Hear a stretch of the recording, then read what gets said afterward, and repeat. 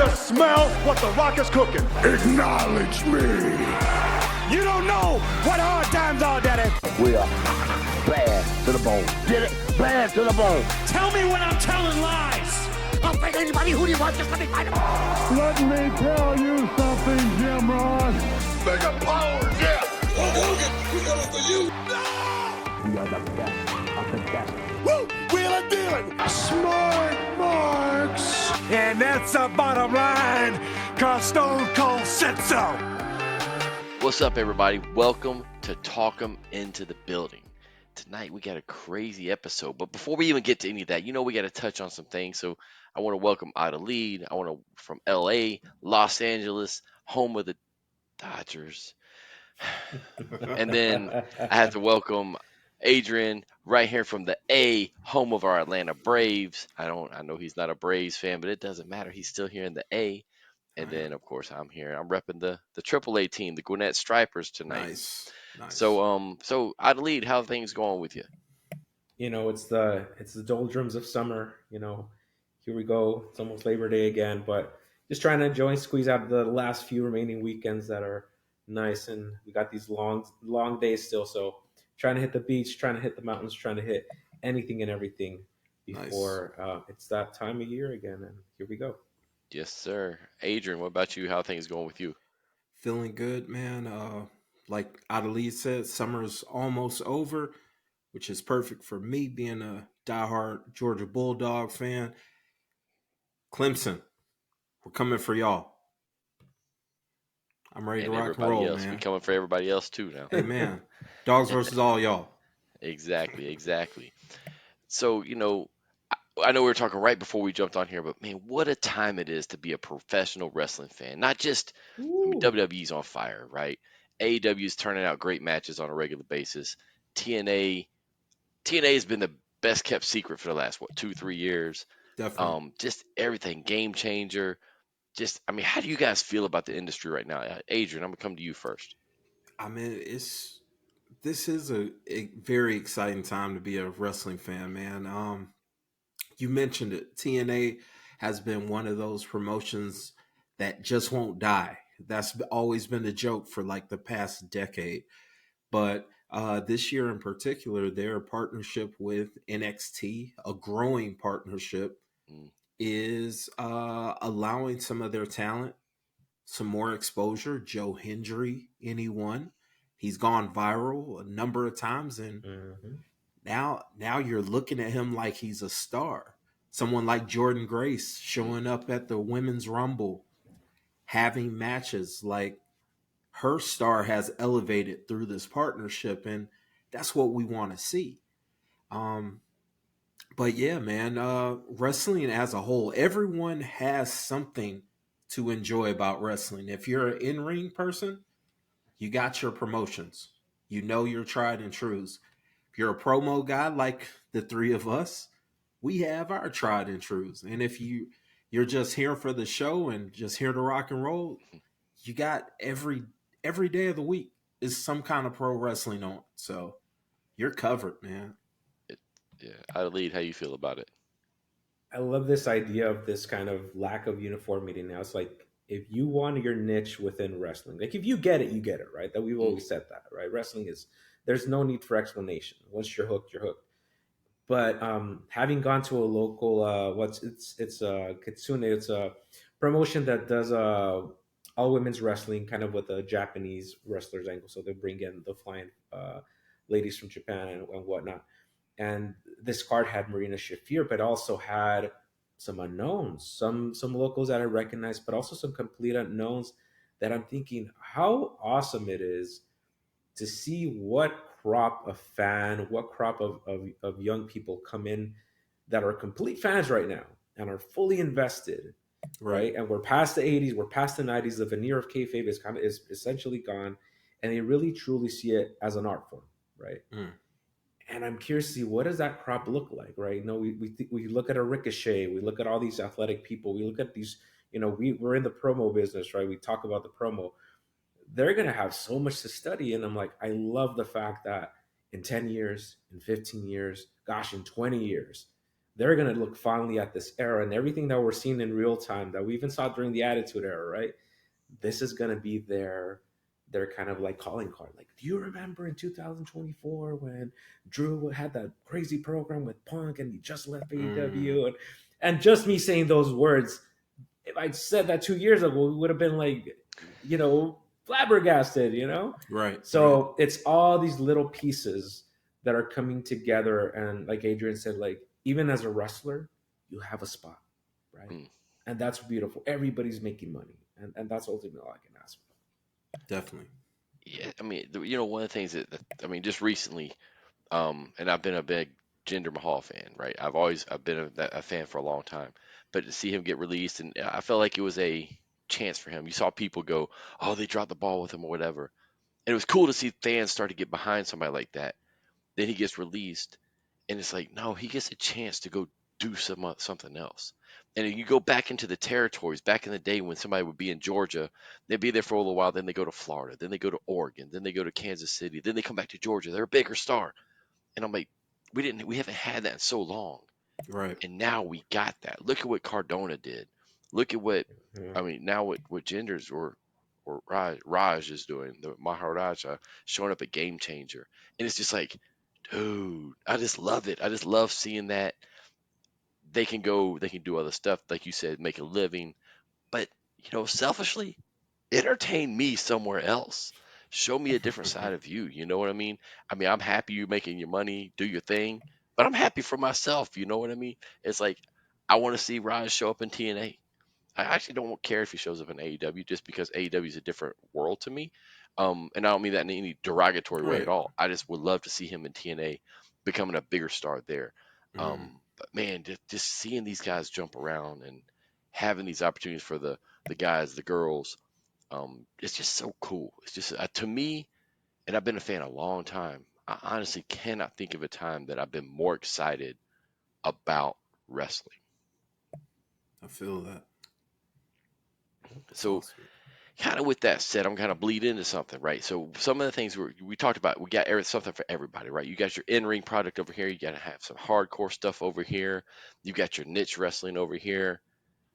And WWE has kind of resurrected the Wyatt thing, right? The supernatural, bringing in something different. And if you watch the documentary they did about Bray, you saw that him and Bo Dallas were really working on some stuff behind the scenes. And I love the fact they're kind of giving Bo that chance, Uncle Howdy, to do his thing. And the way they've done this whole thing, I thought has been cool, where you don't truly have to suspend all your disbelief. Like, they didn't act like that's not Nikki Cross. You know what I mean? Right. It's not like they're trying to, oh, it's all somebody has to, act like you don't know who that is. No, it is. And they acknowledge it, right? And it's just kind of really cool to me how they're doing it. I just want to kind of get you guys' feel on that. So, Adelite, I'm coming to you first. How do you feel like the Wyatt Six is going so far? So you kind of hit the nail on the head. I was apprehensive about it at first. I thought it was cool, but I said if they just go the supernatural route, it's kind of dead on arrival, right? It's we've been there, we've done that, and to kind of preface it and give it, and it wasn't like this big, overarching explanation like, oh, these are all like tortured souls. Like, no, we really got to know the humanity, the real person behind each individual and why they decided to join in, right? They're using their character names. They acknowledge in the back, like, hey, you're not, I know you guys aren't stupid. Like, the Alpha Academy acknowledges these are real wrestlers that are under contract with that piece, right? That legacy piece. And I think that's the idea that they're acknowledging that, again, speaks to the era that we are in now, right? We're no longer insulting the audience intelligence. But I think for me is that character work that we just talking about earlier. You were saying how you want to see Raj develop the character. I mean, these guys, when did any of these ever get a chance? When did any of these people ever get a chance to fully flesh out a true character? Certainly not Nikki Cross. I mean, look at what she was saddled with for so long. Right. Adrian, what do you think? Well, I'll be honest with you guys. The premiere, the debut of the Wyatt Six was very polarizing, as we all can remember. months ago. It was a little too hokey pokey, and I know it was some people that dug it. Some people were like, that's a little too weird. And then once we got to the is Chad Gable dead type deal, it was opinions all over the place. But I'll give WWE credit on taking a quick step back, making a short little pivot here or there, or at least perceive that's my perception, because that could have always been the plan. But I felt personally that they took a little step back and said, okay, what's working? What's not working? Let's make a quick little pivot. And they continued to slow it down. They didn't just push them out the following weekend. What did they do? They started with the vignettes. The very well done vignettes. Like you said, it expanded on the character. It gave motivations. It gave even more intrigue for those of us that were locked in. We were wondering, how close is it going to be related to Bray Wyatt? Are they going to even bring him up? Are they going to bring up his death? That's something that WWE can win on some of those stories, and they lose on some of these stories when they mention a real life death and how it affects their talent, their on-air talent. I think the vignette, slowing it down, getting us all excited through some really solid vignettes that we've rated in the past with Dusty reviews. It brought it all together, and I'm enjoying what they're doing. I would like them to not lean too heavy into the supernatural, because once you start doing that, it looks a little goofy, because they've only done it once really, really good, and that's the dead man. There will never be another one. But if they go more into touching the realism with little elements of it, I'm with it 100%. I'm locked in. It's got to be somewhat entertaining for the people spending all this money for going to a live show. Of course, I want to see smoke rising from the ring and Nikki Cross walking around looking like this demon and stuff. I want to see that. Of course, I'm not going to say I just want them to walk out like, hey, we're regular people and we're affected. Like, but I'm loving it. I'm loving the direction of those characters and that group as a whole. I agree. I think one of the things that I know we talked about how that first vignette was, or how that first piece was, and I don't know that they pivoted. I love the fact we don't know, Right? But I kind of feel like that was the plan all along.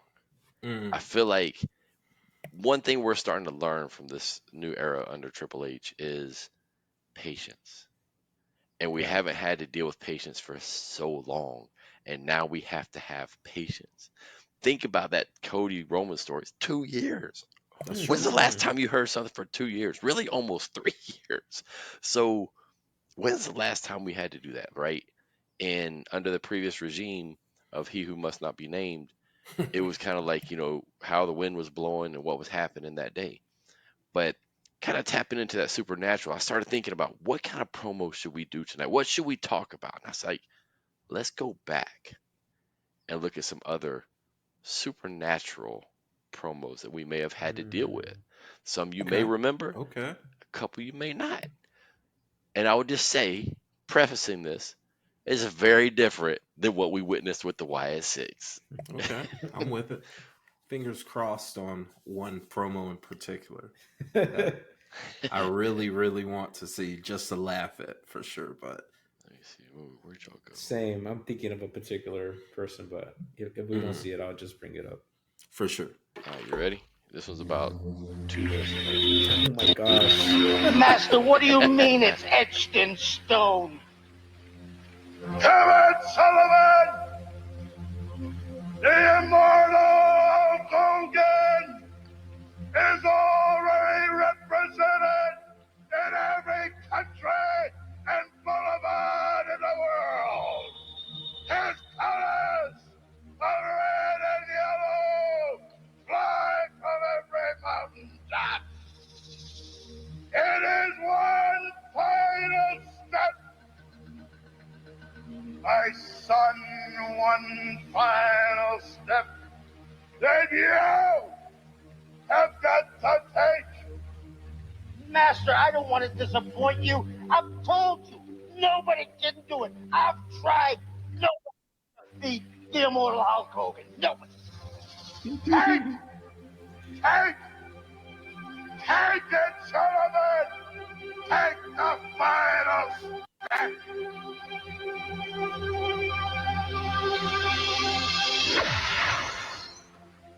Come to me, my son! You have taken the final step! Taskmaster! Yes, Father. All of the knowledge and all of the brain power, you know what is left to be done.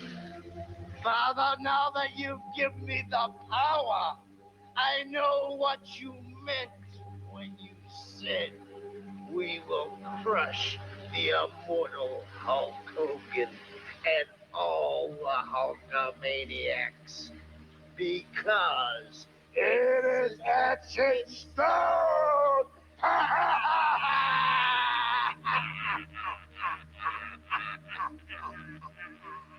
Ooh. Oh man. Oh, Oh, 1992 WCW. Mm. I guess it's 90. It said 92, but I don't think that's right. I think it had to be after that one, 94, 95, somewhere in that area. Mm. Oh my goodness. I mean, Adrian, I'm coming to you first. You tell me what you thought about the Taskmaster. Kevin Yeah. Sullivan transforming into the Taskmaster. Yeah, man. I haven't seen that in forever. So you've definitely popped me off of that. So I'm looking forward to the rest of them. This segment in particular, few things of note. The music, the soundtrack it sounds so cinematic to a degree. It's setting up this mystical environment. I'm loving it.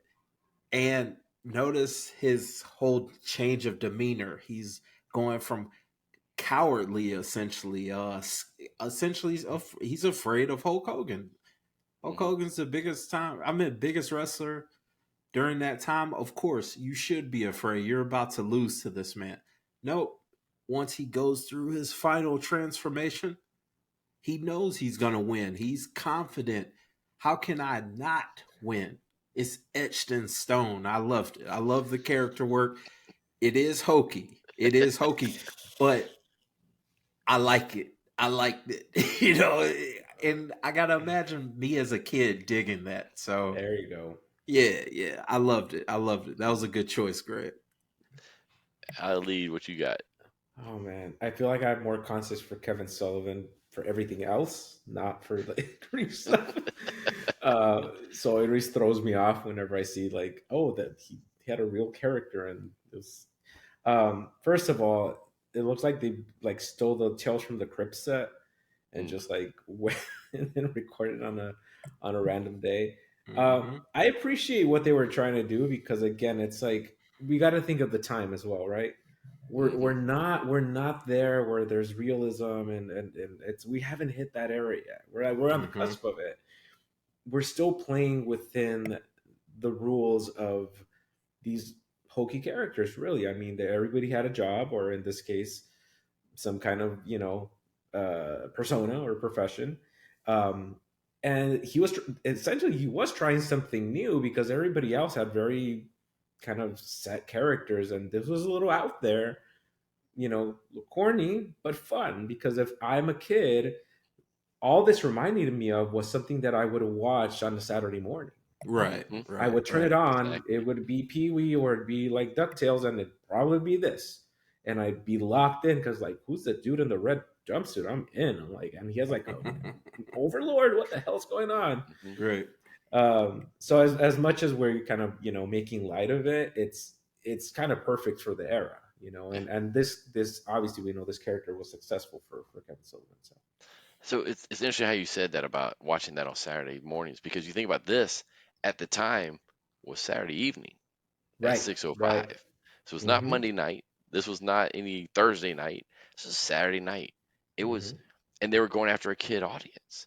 And so Right. as I'm watching this, and I remember watching it back then, and I've always been pretty good at suspending disbelief and just kind of getting into whatever it is. But kind of watching it through the eyes of a kid, I feel like I'm watching He-Man and Skeletor. Yeah, yeah, yeah, Like, yeah. how are we going to destroy He-Man? Nobody Mm-hmm. can destroy He-Man. And here's Skeletor in a way saying, no, we can do this. Mm-hmm. And it's kind of like, even the whole set and everything is very cartoony, but like you said, Saturday morning cartoony. And Mm-hmm. like, then you think about the hero, the established hero of Hulk Hogan. That's who they're going after. And it's just like, the production really wasn't that bad if you think No, about it. From Mm-hmm. that time, that era, and for it's a wrestling company, right? Um, and they're going after characters because if you think about that Dungeon of Doom, what became in the Dungeon of Doom, where Earthquake came over and became the shark, or um, whatever he became in the Dungeon of Doom. Then you had Kamala, and then you had not the candidate, but a different Kamala, and then very different Kamala. But you had Kamala, you had man, we had at some point we had Brutus Beefcake as the Zodiac. Zodiac. Mm-hmm. I Shoot, forgot yeah. who else we had in there. We had a bunch of different people, but man, and I don't know if you guys, I know you definitely don't remember this, but long before that, Kevin Sullivan had turned into like a devil character. Mm. So this was kind of like a hybrid between his faith back to that, like a kind of a throwback to that, bringing it into more of a supernatural area. Was that character in Florida or was it a part Florida of? and Georgia, yeah, Okay, yeah, yeah. I think I yeah, remember remnants of that. yeah. So y'all remember Woman, right? Yeah. Definitely. So she was part of his stable, obviously as his wife, as the fallen angel, and so she was like demonic looking and all that kind of stuff too. So it was pretty crazy. Mm. Mm. And if you go back and I've heard him talk about it a long time ago in his shoot interviews, but he was getting death threats back in the day, like Wow. legit death threats. Because I mean, he's out there and people like, you got to think about this in early '80s, early mid Right. Yeah. '80s or something. These are people like, yo, you're in the South, Bible Belt. Bible Belt. No, Yeah. Yeah. the devil Yeah, worshiper is man. not coming up Mm-hmm. in my city.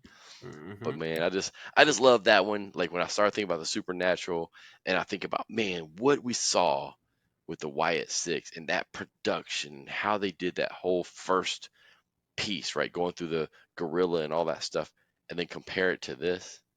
We've come a long way, y'all. We've Oh, come a definitely. long way. Definitely. All right, now we're gonna dig into one. It's one of my favorite characters, and I wish we had done more with this character. Evil! The time has come! By thy power, master of the crossroads, this is a time of blood, Evo! It is I, Papa Shango!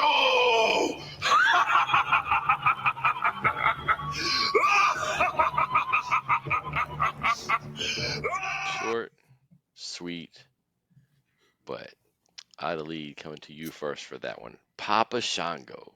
Oh man, I love it, and I love. We were talking about production values, where like you can say, "Oh, they got a budget now."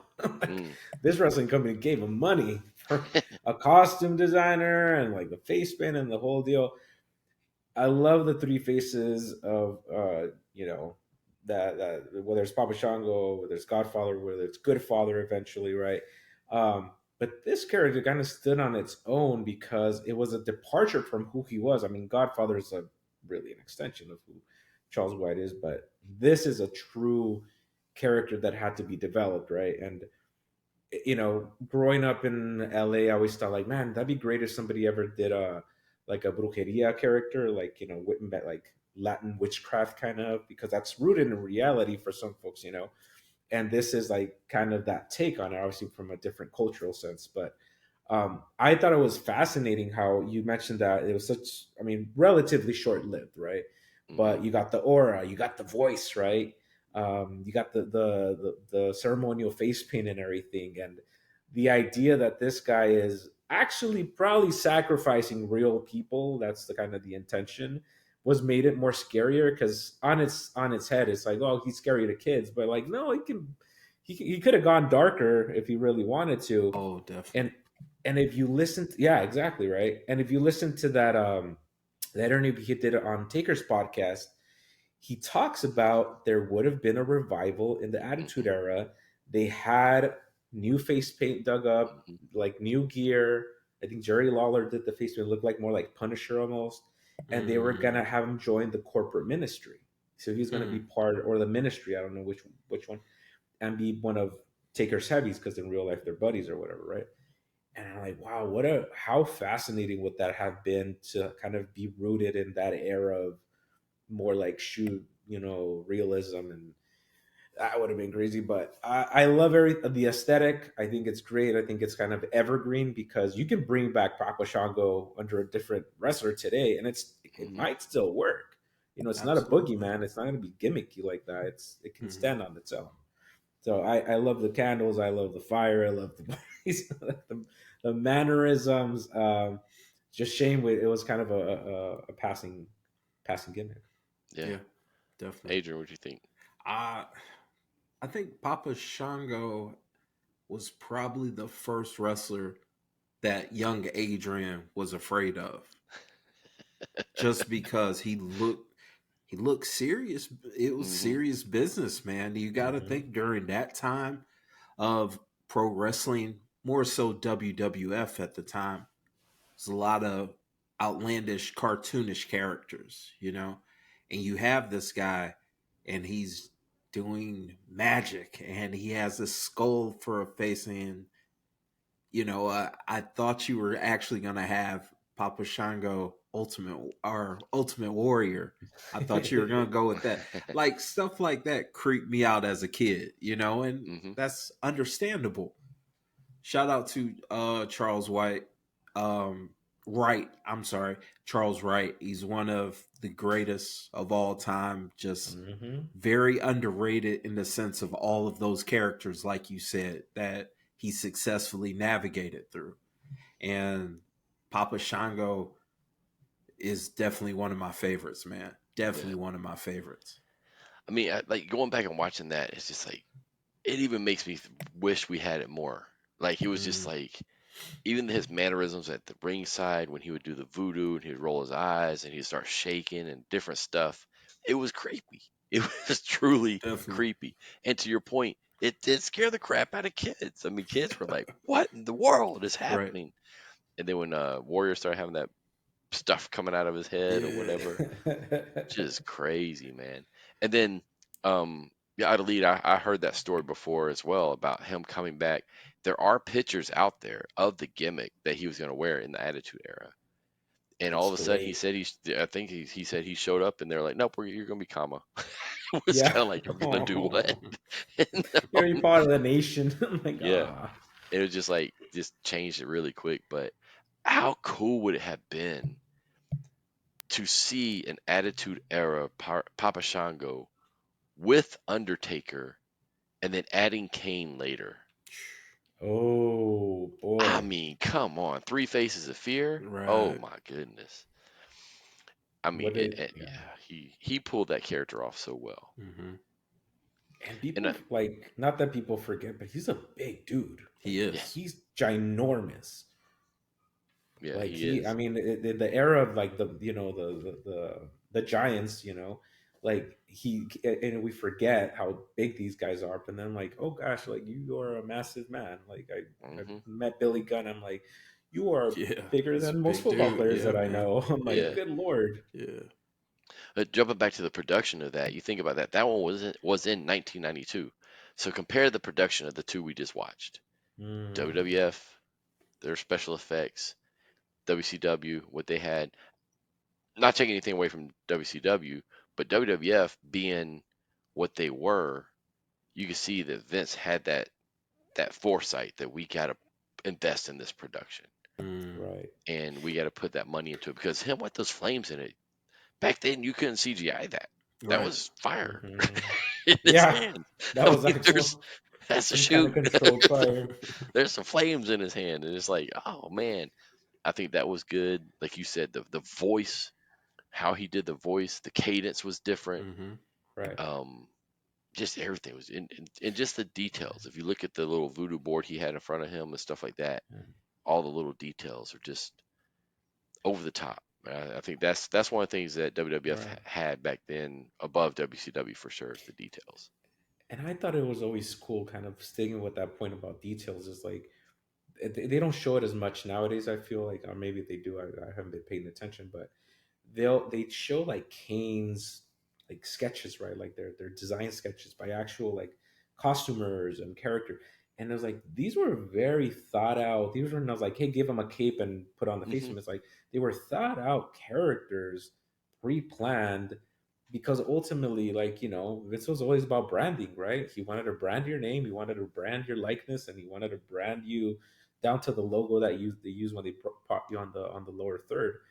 And you saw how much investment there was, even for gimmicks that didn't work out ultimately. But you see it played out, So it's really cool to kind of see it in this context. I hadn't seen them like this in a while, so that was fun. And I think the cool thing about Papa Shango is as the years have gone on, fans have embraced it more. Because you see WrestleCon, and you'll see one day he'll show up as Papa Shango, the next day he shows up as Godfather. And he does it, and they'll put it out there. They'll say, Friday is Papa Shango, Saturday is Godfather, and he'll have the same fans coming back both days because they want a picture of each, right? And it's just cool to see. I mean, to me, it's just really cool to see. And also, I think it's cool that his name before that was called Soul Taker. So it kind of tells you he was destined. He was destined for that. All right, so we got one more. This one right here was the one wrestler of all time that has totally creeped me out. Ever. Not the one that scared me. There was one that scared me one time, but this one creeped me out. Boogeyman's here right now. Teddy Long, meet the Boogeyman. What the hell? What is this some kind of Halloween joke? What am I supposed to do with him? Look, Teddy, listen, just do your thing. Tick tock. Tick tock. From the out of the shadows in which I may appear. Tick tock. As the sound of the clock draws the time near. Tick tock. Be very afraid because you are about to face your deepest fear.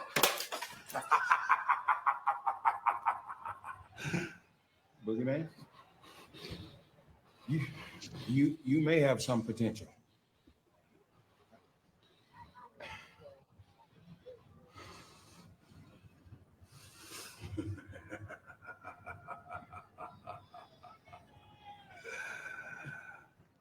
I don't remember that at all. That's crazy.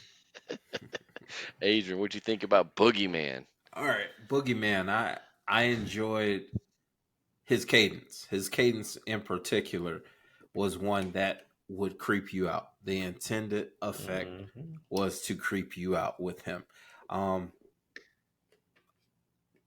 dude's first off, he's a huge guy. He's a big dude, man. So you walking up on him, this huge dude who's missing his teeth for what reason we don't know.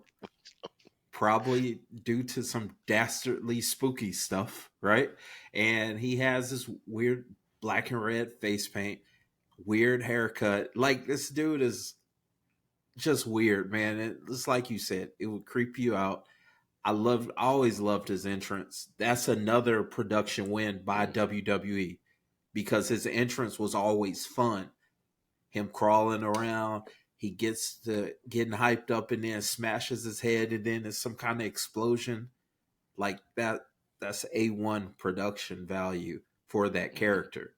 Probably not the best wrestler in ring, but hey, not everyone has to be because of character work and because the creep factor of the Boogeyman. He got the job done, man. He got paid for several years just doing backstage segments. That's it. Because at some point he was not wrestling anymore. He's like, it's Halloween, bring in I remember. I think he was running as Marty. He's like, "Bring in Marty. We need him to eat some worms." I had to look it up because I do remember that story. The character is awesome. It's fun. And again, this is one of those eras of WWE. Like I was in college at the time, so I was like sort of had an ear towards wrestling, but to be honest, it was 1 foot in, 1 foot out. But I do remember him, and obviously after the fact, he's made several recurring appearances. But it was fun. It kind of played into Kevin Sullivan. Felt like it was completely for kids. It was to get a pop. It was like this gross pop from the worms eventually and whatnot. And he's a hulking dude, so why not? The story I love though of how he broke in. It's at a Tough Enough, right? 20 years ago. And he gets in, he's at a tryout. He says he's 30. He's not 30. He was 40. So he finally had to admit that when he broke in 04, he was 40 and he debuted 05. Wow. So it stands to reason. I don't know how long he'd been like wrestling prior to that, but that rise is pretty crazy if you think about it. Like you go from going on Tough Enough, which is like a feat in and of itself because you have to send in like physical tapes, and then getting signed by I think Bruce Pritchard is the one who tells that story. So that dude, hey, props to that guy for. I don't know if he created the character. I don't know if he was helped with it. I really don't know the backstory, but hey, man, it works and it fit perfectly within that era and that existence of what the Boogeyman was. Yeah, for sure. I think this promo being that kind of debut, and you think about how SmackDown was working at the time, it was almost like a vignette prior to. You know what I mean? Like it was like Teddy was like, whoa. Because Teddy, how great is Teddy? I know we talked about Teddy before. Teddy's so good. But he just stood there and was like, oh, you may have something. But it established him. It wasn't too much. He smashed that clock on his head. You're like, well, this is different. Like you said, the teeth missing, the way he talked, everything. And during just that promo, just the looks he had, made you think, oh, man, what are we going to get next week? What's going to happen with this dude? Because you could tell he was massive. And I thought this promo was just really good because prior to the part where I jumped in, they were talking about a TV show on the network called The Boogeyman. And then he said, and then I have the Boogeyman here. So it was kind of like tying in the network, tying in Teddy. Teddy's like, well, who are you bringing to me now? And then boom, here's that talent, right? It was just kind of cool how they kind of did that, I thought.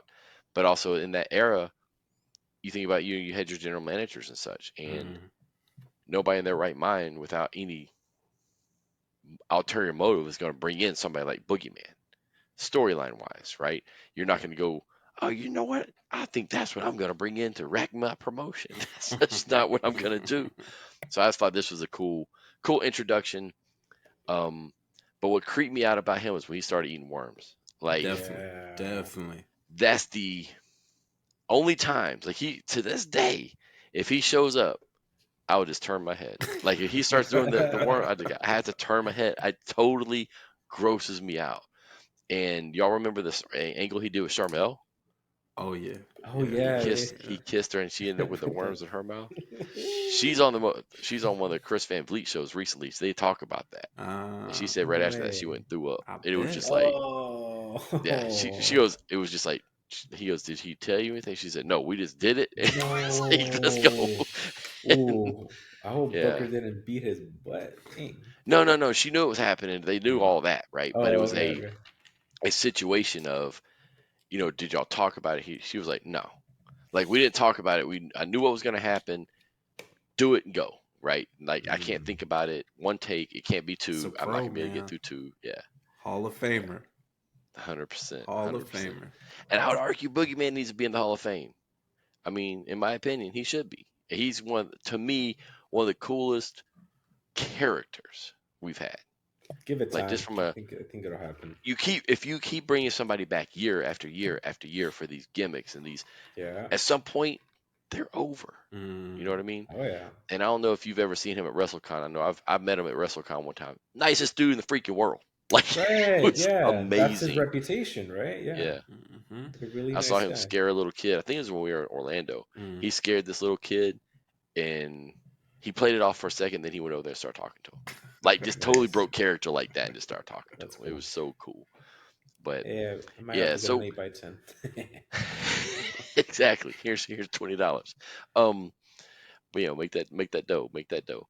But those were my three things. So just want to see what you guys thought about our supernatural Wyatt Six inspired show tonight. Just Kevin Sullivan with the Dungeon of Doom, Papa Shango, and the Boogeyman. A major, okay, to make these kind of things work as a fan, you have to suspend your belief. You have you suspend your disbelief. You have to live within kayfabe for these gimmicks to work. I know in today's wrestling, a lot of us are just overwhelmed per se when it comes to match ratings and backstage politics and all that stuff. But those are more simple times. It really gives you a feeling of nostalgia of not just the whole kayfabe aspect of this is a good guy, this is a bad guy, and all that stuff, but just a sense that you're watching a real life, like we said at the very beginning, a Saturday morning cartoon. I'm watching real life Thundercats right now, and I'm happy, and it's amazing. And I sometimes I do wish that we as fans could, chill out a little bit and just really enjoy what's going on. Like that Wyatt Six debut. I want to say I said that. I was like, dude, just enjoy it, man. Just enjoy the production and enjoy that this happened. Of course, Chad Gable's not dead. Like, come on, guys. Let's not overanalyze this, man. Just a little bit, just for this week. But one thing I gotta say about that is it's the involvement. And what I mean by that is, like, back then your expectation was to totally suspend disbelief. Right. And as you move forward, let's use Undertaker as an example. They wanted you to suspend disbelief. And think about his character. A lot of people don't analyze it this way. He was very much, the dead man, and boom, boom, boom, boom, boom. And then we kind of get to a point where we have buried alive matches, and we have the lightning and all this stuff. But then we get the American Badass. Post American Badass, he comes back as a dead man. Guess what we didn't get anymore? We didn't get buried alive matches that I remember. Yeah. Right. We didn't get the lightning as much. We got it here and there, but we didn't have as much supernatural suspend all your disbelief as we had before. Yeah. That American Badass, to me, was the most important part of his career because that evolved him to the next level. Right. He didn't wrestle like the Undertaker before. He was very matter of fact in the beginning. He was very slow. He was very methodical. Becomes American Badass. He's diving over top ropes. He's doing all this other crap. Yeah. And then once we get back to Deadman, he's wrestling like American Badass. He's married into the character, and we no longer have to suspend the level of disbelief we did before. Definitely. And one little note there to add on, he adopts this MMA piece too. Yes. Right? He comes in with the gloves. It's that kind of merging of here's Mark Calloway, here's the dead man, I'm the same guy. Cool. Take it for what it is. But taking it a little step back, because that is a connection to Undertaker. When we're living in a world where the Undertaker has a podcast, which I thought I'd never see. Let's be real. It's still jarring to hear him like it really is. Luchu or whatever the hell. And it makes me think to what you said, like you had to suspend disbelief or at least see Kevin Sullivan, for example, for who the audience was, right? For the time, or Papa Shango, right? Although that was more aimed to a more grown-up audience. But if I had to give a modern comparison of someone that I get, and as a wrestling fan, it's a subset of a subset, right? I think of one like Danhausen, right? A guy like Danhausen who, when he started that gimmick, it was a one-off. He's about to quit wrestling. He was this very serious. He's like, I was trying to be Punk. I was trying to be Daniel Bryan because that's who got me back into wrestling. And he was working like in doing some kind of nursing thing, and he gave wrestling a shot. He was in Florida. He was about to pack it up. He's like, there's nothing here. It was not NXT era, not FCW, nothing like that. And he's just like, I'm gonna do one off. I'm gonna paint my face and do this kind of like gothic thing. And it was supposed to be a real series. Came in with a pickaxe. He did a piece of it on AEW. And then he said, what if I do the very evil thing, but I do very nice? I'll do something goofy with it. And I always describe him as, what if you took Elvira and Pee Wee Herman and made him into a wrestler? That's the best way I can sell you on it. That's a good description. That's right? a very good description. And if you get it, you get it, right? I don't need to convince someone who Pee Wee Herman was. I don't need to convince someone of the appeal of an Elvira. I don't need to convince. Once you see him, and it was all very organic through YouTube because he used that platform, right? I'm sure any wrestler worth their salt can use it, and he's the top seller on Pro Wrestling Tees. He's a top seller on AEW, and when Tony Khan gets his head out of his ass, he'll feature him more on TV, unless he probably eventually signs with a WWE. But that guy knows his gimmick, and he knows I'm targeting this adult audience that gets it and can suspend disbelief while being in the know, that they know I can't curse anybody. It's goofy. I get it, but it's funny and it's making me a lot of money. So I think there's still a place for that. I really do. Yeah, for sure. And I think it's a dance, right? It's a very fine line of how to do it. And I think, and you have to have the right audience. I mean, does Danhausen appeal to a WWE audience? Does Orange Cassidy appeal to a WWE audience? You think about that suspend disbelief? Probably not. But maybe, but probably not. But they find their niche audiences, right? And it's like, and there's nothing wrong with that. And when I say a niche, a lot of people think that's a bad statement. It's not. It's understanding, who am I appealing to, right? It's, these are my fans, and this is where I'm over at. And if I go over there, it may not work the same, and that's okay. Can I make a counter argument for all those guys? Sure. Because again, Orange Cassidy is a great example of someone who's great. Santino, right? Sold it.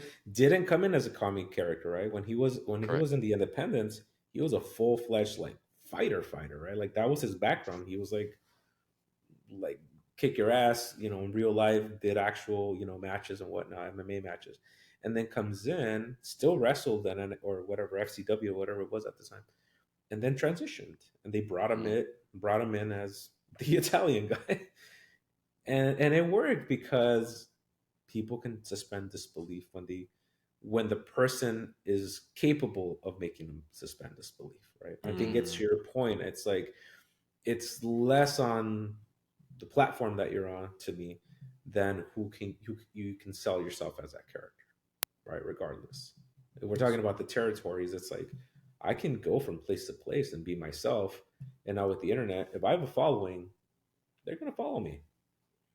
Yeah, sure. And I think the key there is, if you go back to the territory days, there were people who were over in Memphis or in the South, let's just say Memphis or Georgia or Florida, that when they went up north, they weren't. Right. And That's vice versa. very true. Because there are a specific audience there, right? You think about Memphis, gimmick upon gimmick upon gimmick upon gimmick. And Georgia, a little bit more hardcore-ish, like a little bit more in your face. Florida had a little bit more gimmicky type stuff. So it's kind of, and that, I think that's what we have today, right? You sit back and you look, this works in Game Changer. This works really well in TNA. Like Joe Hendry, what we're seeing with him, great in TNA. It's working in NXT. I love how they're handling it because I'm curious to see if it would work on the main roster. That's a good point. And I think it would, but it's going to take longer because you have a different type of audience. Yeah. I think there's a big test to say, does the NXT audience know him? And they did from the moment he walked out. And that was huge. His entrance was the biggest thing that could happen to him. And I think that's what's cool about what we're living in today, is that if it didn't work, It's okay. He's still got TNA. Or if it does work, I've got NXT and TNA. Maybe I can take it to SmackDown. How cool would that be? You know what I mean? So it's nice to have these different places you can try stuff and go reinvent yourself. Like Cardona is the perfect example of somebody who's reinvented himself 100%. And yeah, I know we're kind of getting off a different tangent, but it is that whole suspend disbelief, and I think fans, to an extent, are more willing now.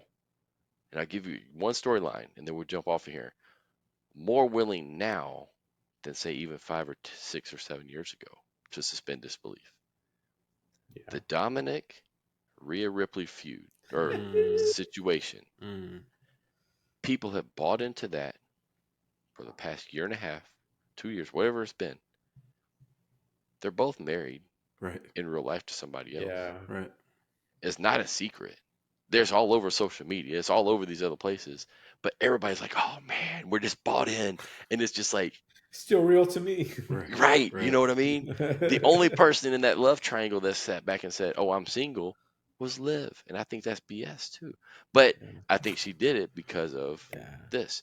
But I'm like, that's where I'm proud of us as fans, that we have suspended that piece of disbelief with them, right? It's like, well, Dominic Mysterio and Rhea Ripley are not married. The real people behind the scenes, the actors, if you will, are. Yeah. So it's kind of that whole suspend disbelief. Like I had this argument, and this will tie back into our Supernatural. The argument one time, somebody goes, they were dead serious. They didn't know. Is Undertaker and Kane really brothers? I said, yeah. And I had this dude, no, they're not. No, they're not. I said, no, hold up. Undertaker and Kane are brothers. Glenn Jacobs and Mark Calloway are not. I said, so now put that in perspective. Think about it that way. And he was like, he tried to argue. I said, no, you can't argue that the characters are brothers. You can't. Edge and Christian are brothers. Right. Right. Jay and Adam are not. I said, so suspend Mae that Young disbelief. and Mark Henry had a hand for a baby. Well, that's we ignored that one. But I know we got to wrap this up. I know we're going a little bit long, but hey, thank you guys. Thank you all for joining me and entertaining me on this little. I know you guys had no idea what I was bringing tonight, so hopefully you had fun with this. And we want to thank everybody for watching, listening. Make sure you like, subscribe, comment, share the podcast, please. And we're just trying to grow this and have fun. That's all we're trying to do. We're having fun talking about the people who talk. So thank you guys for Idlead, for Adrian. Thank you for joining us right here on Talk 'em Into the Building. We'll see you next time.